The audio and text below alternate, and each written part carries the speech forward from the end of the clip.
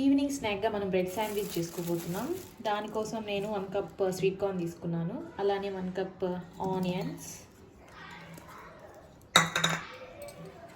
కొత్తిమీర, పుదీనా కొద్దిగా సన్నగా చాప్ చేసుకున్నాను. 1/2 కప్ టమోటా, 1/2 స్పూన్ సాల్ట్, ధనియా పొడి 1/2 స్పూన్, కారం 1/2 టీ స్పూన్, గరం మసాలా చిటికెడు, అలానే ఒక 1/2 చెక్క నిమ్మరసం పిండుకొని బాగా మిక్స్ చేసుకోండి. దీన్ని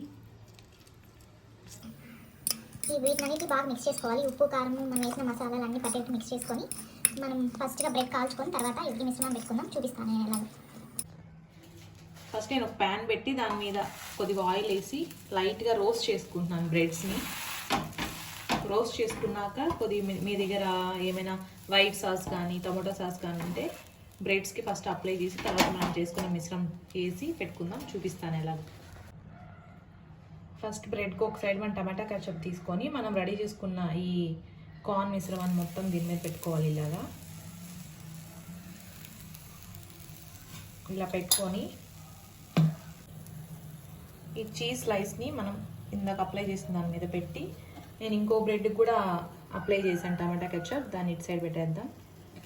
కాసేపు హీట్ అవనిచ్చి ఫ్లిప్ చేసుకుందాం. దీన్ని ఇప్పుడు మనం డిష్ అవుట్ చేసుకొని స్లైసెస్ కోసుకొని సర్వ్ చేసుకోవడమే.